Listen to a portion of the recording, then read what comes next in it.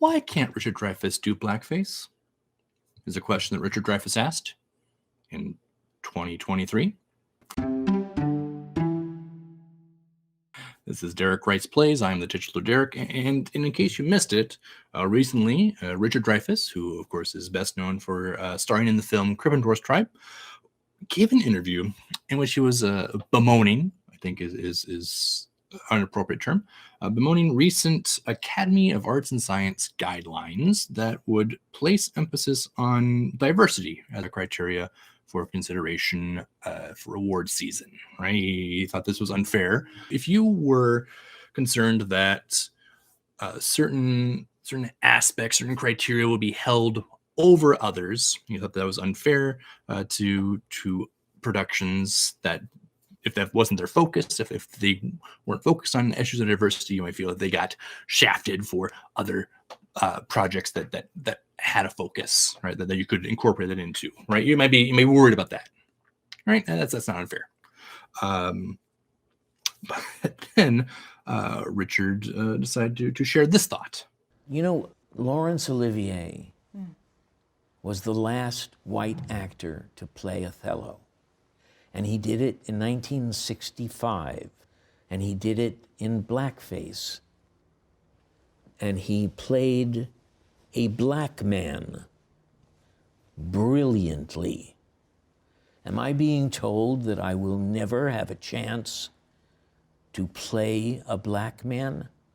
And that simple question, why can't Richard Dreyfuss do blackface, opens up a can of worms, kind of squiggly, wiggly worms with names like diversity and marginalized voices and the purpose of art itself, right? These are all little wiggly worms that are asking for attention. This is the can, these are the worms. Just wiggling all over the place. It's a whole little wiggles. So from a playwright's perspective, what Mr. Dreyfuss, Mr. Holland here, what he's asking really is what is the importance of a character? What role does a character serve? What does a actor, right, bring to that role? Right? And which roles are off limits to certain actors? Right? And that's a very fraught question, right? Because that brings up ideas of ableism and discrimination of different kinds. A very, very politicized question, right? To say, well, what role is off limits to who? But we just want to look at things again as a playwright's perspective. And everything starts with, what is the purpose of writing a play? What's the purpose of theater itself? What's the purpose of art itself? The best art reflects something uniquely human and makes us feel something grand. Okay, preferably both those things at the same time, but some art does one more than others, right? But the core concept of art is to celebrate, to explore, to interrogate the things that make us human. And theater, obviously I am biased here, but Aristotle agrees with me. Theater is the premier tool for doing so, right? Because the immediacy of live theater, the idea of you being there in the rounds, watching a live person in real time illustrate, perform, exaggerate things you know about life there in front of you.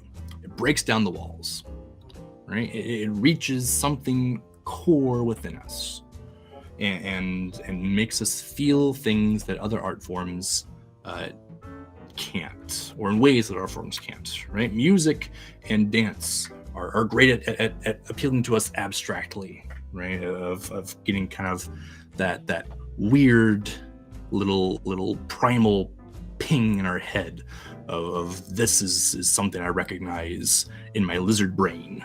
This motion appeals to something way back there, right? And movies illustrate kind of our imagination, right? The fantastical. But theater is grounded. No matter how outlandish the outside gets, the core of theater is intimate human experience in a way that other art forms don't quite grasp. We see live characters in front of us in real time. We feel what they're feeling. We see what they go through. We reflect on it of how we would react to that situation, how this relates to us. We learn from them and impose ourselves upon them. Why does that matter in this situation? Because Dreyfuss is asking why he can't play an African-American character. What's the difference between a white character playing a black character and a black character playing a stereotypically white character? And the difference becomes a character in a play is designed to explore something specific. A character has a role. I'd say most characters, maybe like 7 out of 10, do not explore race as a purpose. Their purpose is not to interrogate race in any way. So it doesn't matter what race that character is, that they have a certain body type. If that's not the core of their purpose, then it doesn't matter who plays them, right? I would say 70%. 70% of parts does not matter, right? For most parts, you can open up the casting much wider than it has in the past, right? And I believe that's amazing. That's what we should be doing. We should be letting people explore new parts, finding new ways to add flavor to traditional roles by switching up the casting, right? If it doesn't change the core purpose of the character. Now, because we're doing a better job of allowing marginalized voices and exploring other communities in theater gradually, very gradually, we now have more parts coming open that the exploration of race or body type or gender identity is a core concept, is a core part of the character. And in which case, changing the body of the character changes the meaning of the play, the fabric of reality of the play. And when you do that, it has to be done with intentionality. Like when Patrick Stewart plays Othello, and instead they switch it out where instead of being the black king of a white kingdom, he is the white king of a black kingdom. Right? They still maintain the story, the truth of the play, but in a new way. So Richard Dreyfuss can't play an African American character because that character is meant to have a purpose. What Richard Dreyfuss can do is play a part that embodies the same struggle, the same emotional truth of that character, but in an intentionally new way. Right? And that requires a lot more work. But that's what theater does. Okay, theater takes real world and either reflects it or perverts it, and then leaves the audience to decide how that makes them feel. There has to be truth in there. There has to be reality there. So, what's the key takeaway for a playwright about this assuredly minor incident that we'll all forget about in a week's time? When you are writing your play, when you are creating your world and populating it with wonderful characters, don't forget that each character is there to serve a purpose. Each character is meant to somehow serve the truth of the play. And in the year 2023, you have a responsibility to decide if that character needs to have a specific body.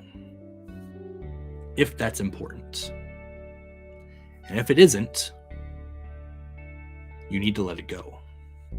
Or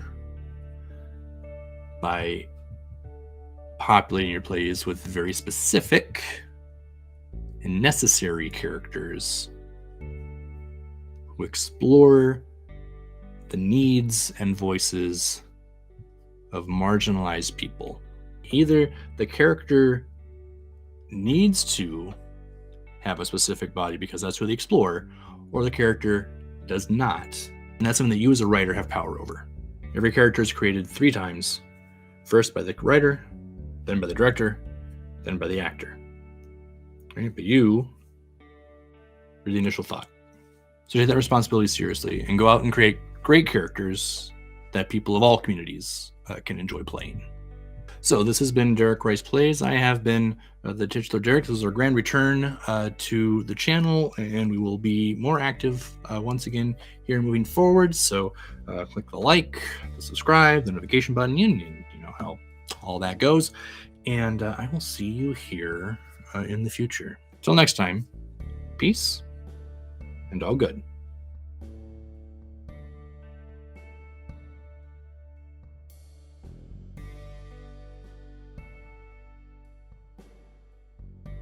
It's the can of the worms. You. I'm a menace. The church is the steeple. Putting up seal the worms.